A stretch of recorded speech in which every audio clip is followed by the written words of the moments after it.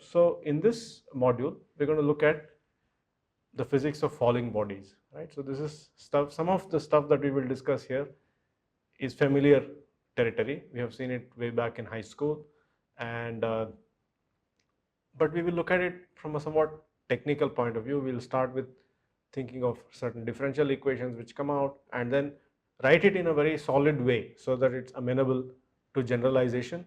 And then we will also consider certain types of forces which perhaps you have not seen. And then, of course, because this is a computational thinking course, we will see how we can break apart the differential equation, and put it into a form which is amenable to feeding it onto a computer, and then extract numerical results, and then come back and analyze. So there are some nice techniques of differential equations which we will learn, but also make use of routines which we have already discussed perhaps in some other earlier videos, or we will make videos for these programs. So we will use certain programs and then cross-check our results. All right. So as always, when we are starting with a Mathematica session, it's useful to have this clear all option, right? So the syntax is there. One has to be careful with the use of the right symbols in there. So, and then you go ahead and shift enter, and then your session has begun. It is just a way to avoid, like overlapping variables and so on. If you're starting a Mathematica session completely afresh, then it's really not required. But sometimes what happens is you have an old session which is running and some of the variables are already in there, and then if you don't do this, then there can be some conflict of variables. So it's as a safety measure and as good programming practice, it's good to start pretty much any session of Mathematica with this command. Okay, so the problem we want to consider is that of a freely falling body and the motion that it goes through. So it's a very simple problem. We know that it's a constant acceleration, and the acceleration is purely due to gravity. So in fact, the correct differential equation to write here would be mass times acceleration is equal to force. So it should be mass times d squared by dt squared is equal to mg. But then the mass cancels on both sides, and you're left with just d squared y by dt squared is equal to g, which is really a kinematic equation, right? So this is how we we learned about Newton's laws of motion, and then we assume that if you're sufficiently close to the surface of the earth, it's the gravitation due to the earth is going to give you uniform acceleration, right? And that is given by g.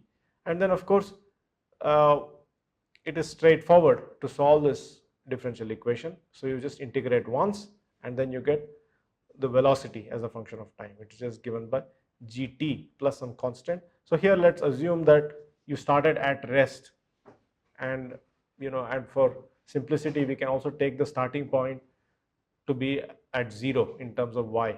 You put your y-axis origin to be at where the body is when it starts at rest at time t equal to 0. So we have v equal to gt because c1 is 0, and then you integrate once again, and then you get half gt squared, right? So this is high school physics, very familiar territory so far.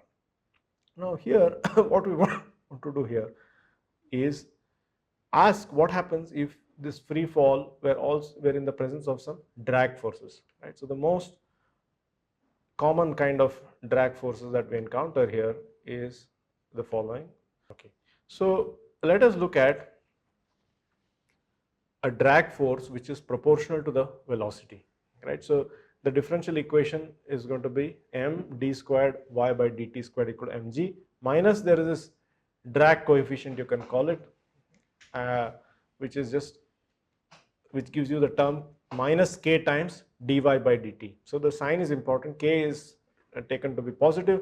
So the more the speed with which the particle is falling down, the more is the force that is trying to slow it down.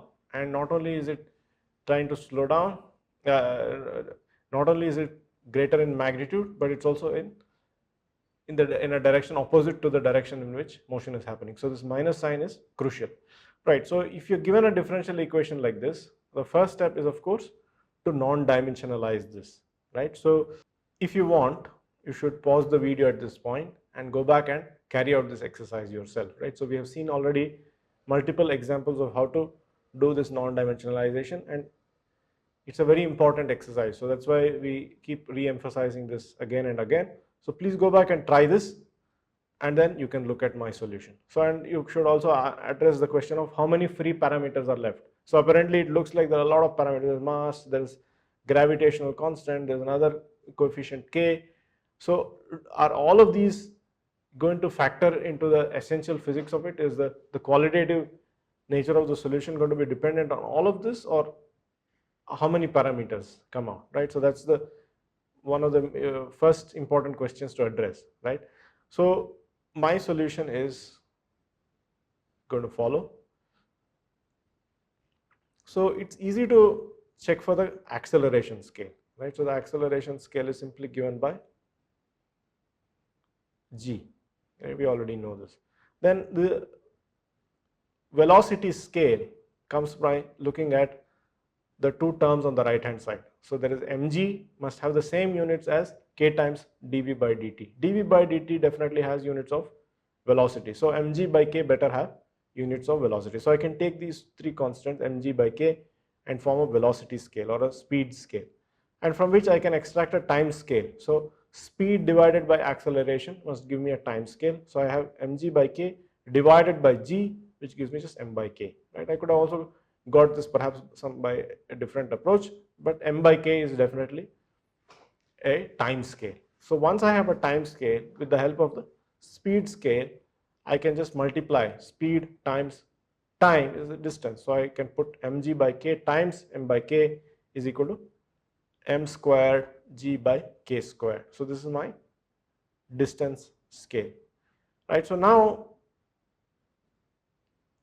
there are various ways of going about doing this non-dimensionalization. One quick way is to just take any, take your original equation, and wherever you find position, wherever you find y, you replace it by the position scale times y. So you don't put only y, but you put m squared g by k squared times y, wherever you find y. And wherever you find t, you replace it by m by k times t. So then what happens? I have m times, in the numerator I must put m squared g by k squared, because it's only y which appears here, but in the denominator there is t squared. So I'm going to put m by k the whole squared in the denominator, then I just leave d squared y by dt squared as it is. And on the right hand side, mg remains mg, then I have minus k times, in place of dy by dt, I must write, I have to substitute for y and for t. So in place of dy, I will write m squared g by k squared dy, and in the denominator in place of dt, I will write it as m by k times dt. Now these k's cancel, so if you are careful with the algebra here, you will find that you will get mg times d squared by dt squared equal to mg minus mg times dy by dt. So mg cancels throughout, and then you are left with just this simple differential equation, which is in the non-dimensionalized form, and where, as you can see, there is no free parameter left in the problem. So what it tells you is that really all the scales have been already absorbed, right? And there is no essential dependence on any of the parameters, any of the set of parameters, as far as the qualitative nature of the physics is concerned, right? So it's just that no matter what values you choose for m, g, k in the problem, the essential, it's only going to stretch your scales in some way. It's going to not affect the qualitative nature of the differential equation. So this is already an important message to take home, right, from the problem. So you started with a differential equation where we input some physics, and then we have brought it to a concentrated form now, which is purely a mathematical differential equation at this point. In some sense, we have removed all the physics from it in some sense at this point, and now it's in such a concentrated form, it can be fed into a computer. But in this case, it turns out that even before I feed it to a computer as a pure differential equation, I can actually go ahead and just solve it. There is a way to solve this problem. So for simplicity, I'm going to assume that I have already said this in the previous version. I'll continue with the same assumption that at time t equal to 0, the problem, the particle in question is at the position 0 and it has a speed 0, and doesn't matter in which units, right? So it is 0 is 0. And anyway, even in non-dimensional units is where I'm supposed to be working. This is going to be 0, and so this is a second order differential equation, right? So there are very general techniques for how to go about solving second order differential equations which are linear, right? This is not only second order, but it's also linear. So it's not a surprise that an exact solution exists, but there is a nice way to reduce this second order problem to a first order problem. It's not even as hard as solving a general second order differential equation which is linear, right? We have looked at an example of that type when we looked at the problem of damped harmonic oscillator and so on. So this is an even simpler problem. So what you do is you simply introduce another variable v is equal to dy by dt, namely the speed, and then you write it in terms of a differential equation of v involving v. So we have dv by dt is equal to 1 minus v. Therefore, an immediate separation of variables becomes possible. Then you have dv by 1 minus v is equal to dt, and then it's just log of 1 minus v with an overall minus sign on the left hand side is equal to t plus a constant. So now I have to invoke the initial conditions. So I know that at time t equal to 0, v must be 0. So the left hand side is also going to go to 0, and therefore the constant is 0. So the final solution as far as the speed of this particle is concerned as a function of time is 1 minus e to the minus t. So contrast this with the previous problem where we had the speed was growing as a function of time, right? Here you see that it's going to become really a constant for long times. As t becomes larger and larger, we are going to get a velocity which is going to saturate, right? And so of course a plot of this function is very instructive. So I will define this function. I have told you the syntax for this. You must use this underscore when you're defining this function. This is some Mathematica syntax, and then I will just plot this. So there is a plot function, plot range automatic, and axes labels I will set it like is appropriate, and there you go. So if you plot this as a function of time, I am just looking at times going from 0 to 4. So you see that there is a clear saturating tendency. If you keep on extending it this to larger and larger values of t, let's see what happens. If I make it 40, then it's going to saturate to 1. Not a surprise, right? Because this e to the minus t is going to become smaller and smaller, and it can never cross 1. So it will just tend to 1, this function. Okay, so one more integration is all it takes before we in fact have the solution for the distance covered by this particle as a function of time. So this is free fall, but it's free fall in which there is also a resistance. So its speed is bound by a certain value, right? So in this case, v is a 1. What does v equal to 1 mean? Let's go back and look at the scale of our velocity scale is mg by k. So basically what it tells you is that no matter where you started, I mean this would be true also for other initial conditions. You can play with other initial conditions and check this out. So you'll see that there is always going to be a saturating tendency for this kind of a problem, right? So you will have some, if there is a different initial conditions, you'll get a different C here. And so that's also going to still give you, 1 minus some constant times e to the minus t. So that part will remain the same. So for long times, it's going to saturate to maybe some slightly different value depending upon the initial speed, but ultimately it will saturate. And that the scale of that problem is set by mg by k. So in this current problem with the initial conditions we have chosen, it is going to saturate exactly to mg by k. So that's how we have to interpret this, right? So another integration we can do, then we have t plus e to the minus t minus 1, where I have already incorporated the initial condition that at time t equal to 0, the particle was at the position 0, right? So I can quickly check this. If I put t equal to 0 here, I have 1 plus 1 0 plus 1 minus 1, which is just 0. So indeed that part is good, and if I take a time derivative of this, I will recover this speed. So it's all good. Indeed, this is the correct solution. So let me also plot this, and so then we have this function. There you go.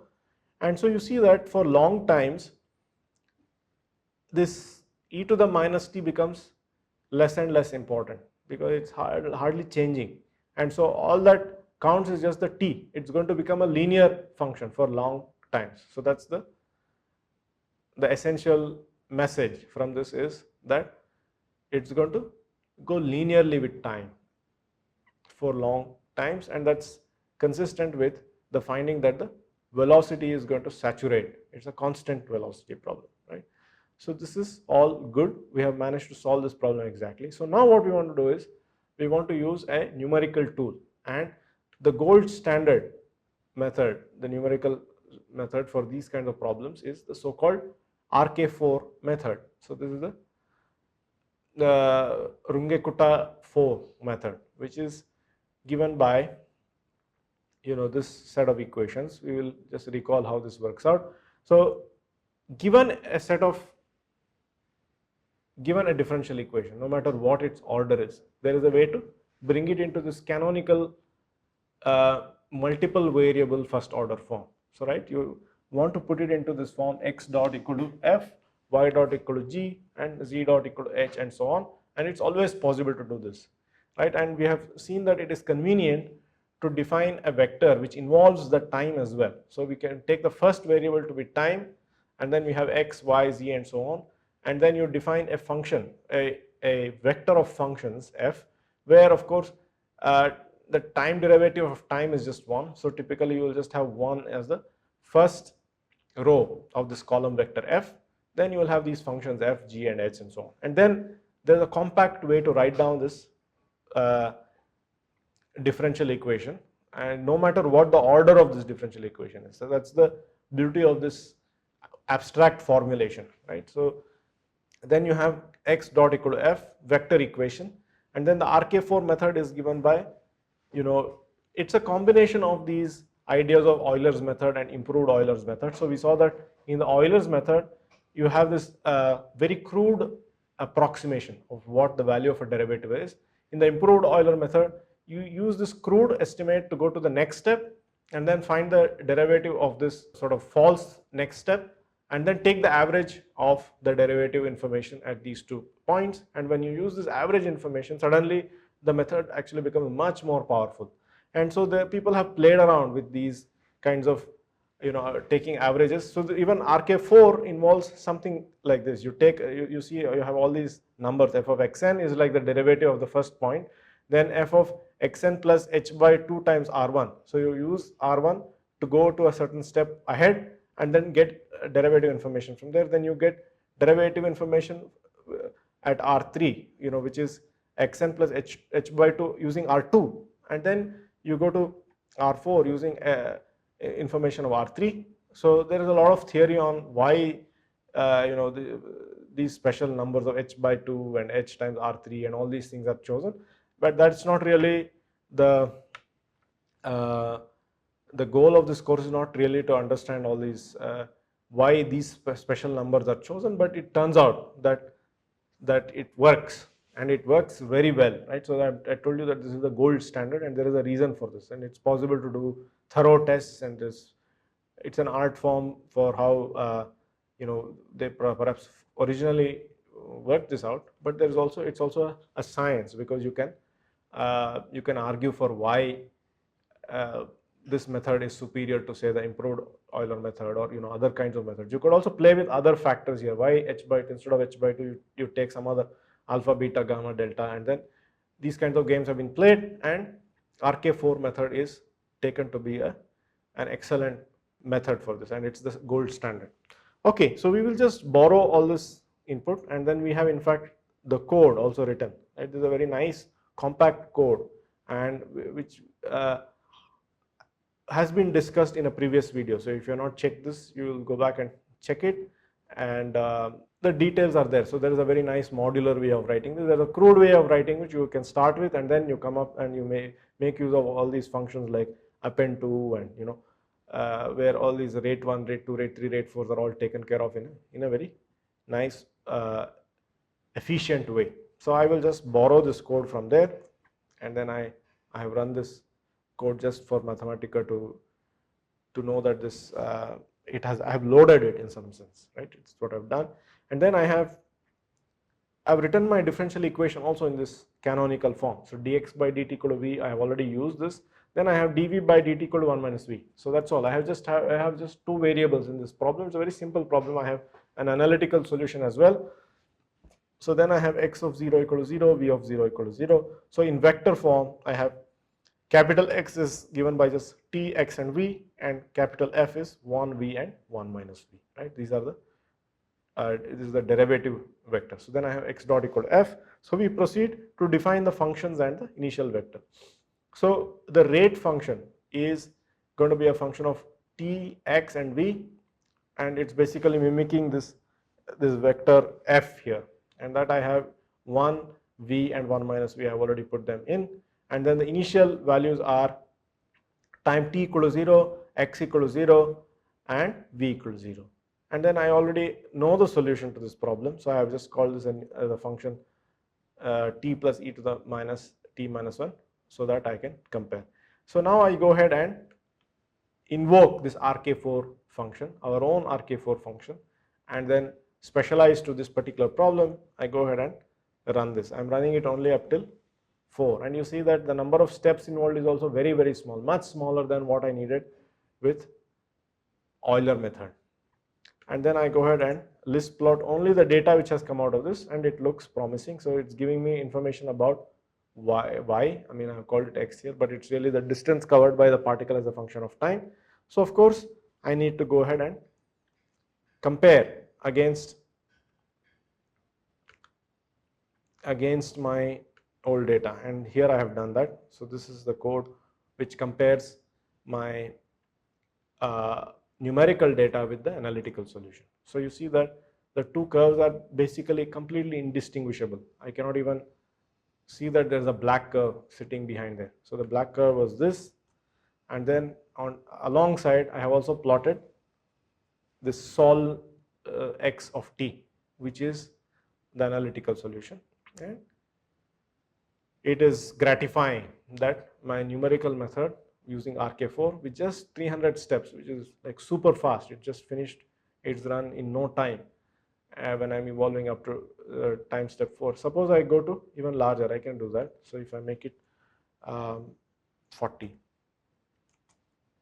then if I run this, then I have it go. So the reason I don't want to do this is because it's going to completely obscure out this initial part, and it's going to make it look as if it's completely linear, right? So it's better to keep it only up to maybe 10. Let's keep it up to 10. I'll plot this.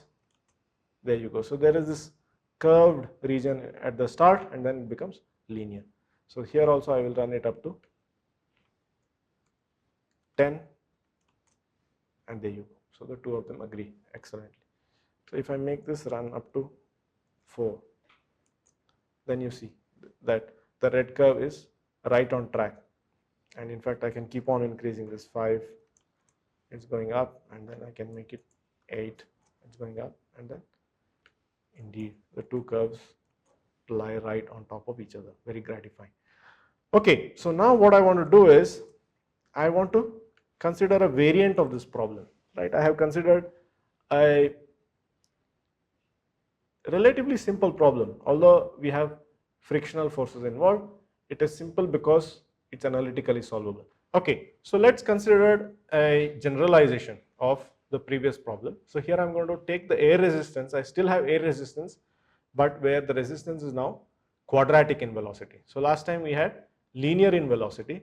So this is not a completely different problem, and yet already it's inherently a different beast altogether you are dealing with, because it's a nonlinear differential equation now. But it turns out that this problem too is analytically solvable. So we'll go ahead and do this exercise. So it's non-linear. So now the k that I have here must be interpreted slightly differently from the k I had earlier. So this k is goes with dy by dt the whole squared. So k times dy by dt the whole squared, k times velocity squared has the same units as mg. So the non-dimensionalization here is similar to the previous one, but also quite different. So I urge you to pause the video at this point and go and carry out the same type of exercise we did earlier and extract the non-dimensionalized equation for yourself, and then find out how many free parameters are left in this equation, right? That's the first exercise. So I'm going to show you my solution. My solution is the following.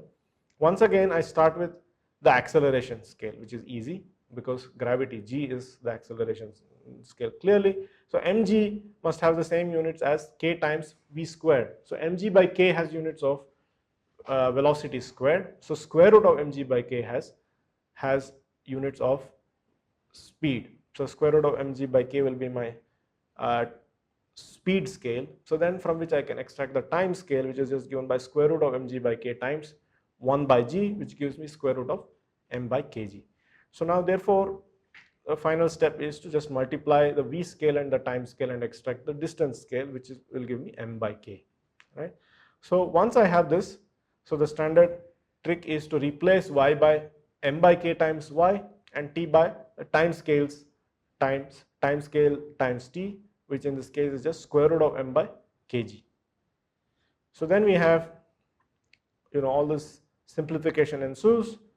I'll get mg times d squared by dt squared equal to mg minus mg times dy by dt the whole squared now, and then in the end I'm just left with d squared y by dt squared equal to 1 minus dy by dt the whole squared. Once again, there is no free parameter left in this problem,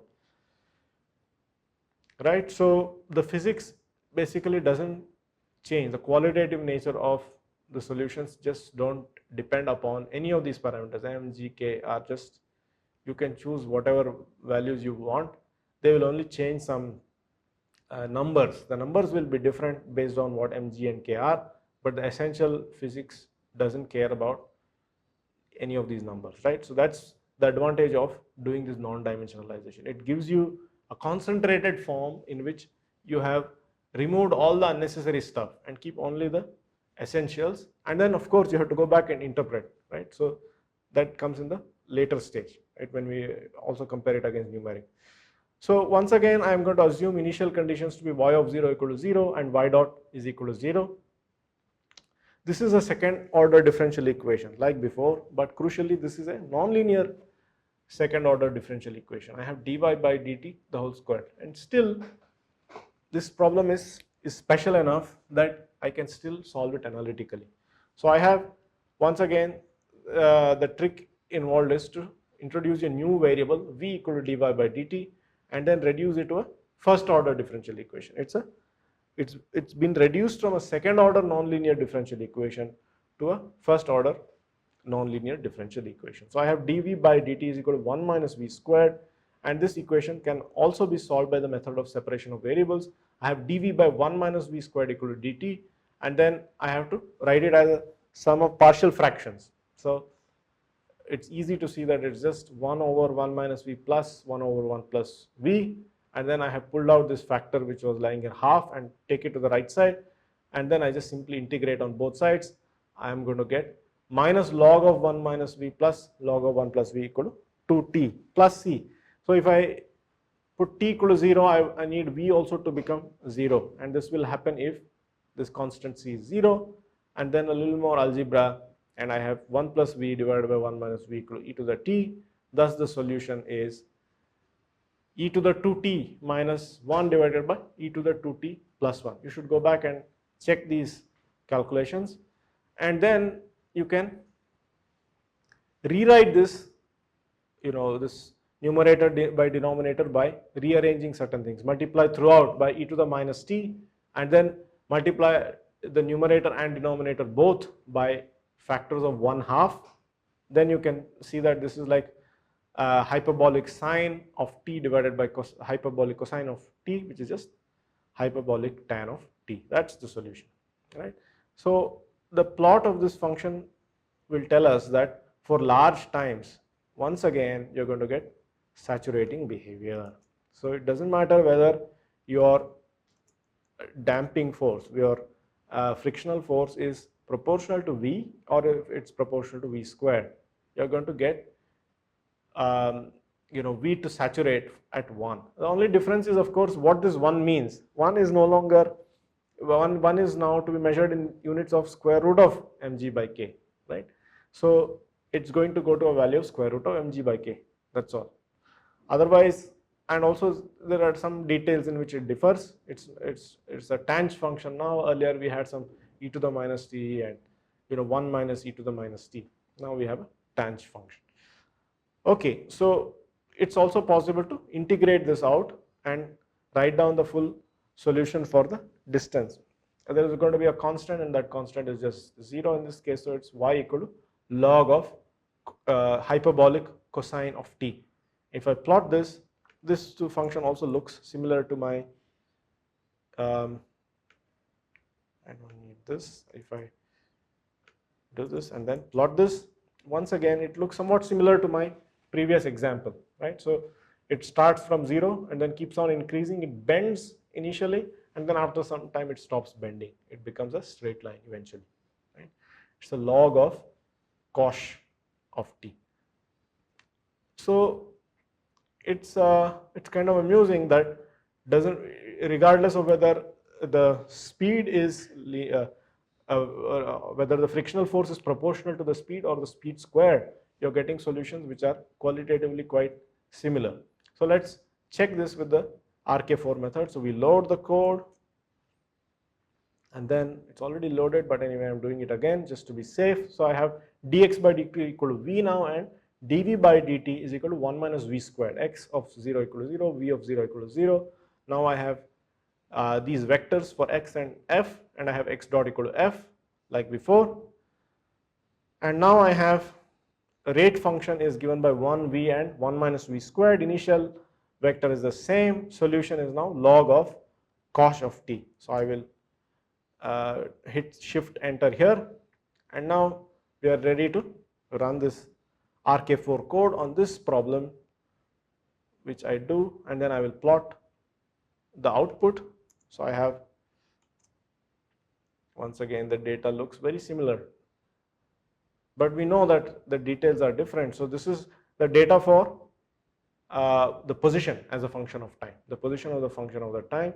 And if I compare this against my analytical expression, once again there is no way to distinguish between the two curves, and in order to distinguish I have to plot one of them to a smaller value. There you go. So, and you see that if I keep on increasing this, it stays on course and it's absolutely exact. So the numerical solution and the analytical solution are sitting right on top of each other. So this builds a lot of confidence.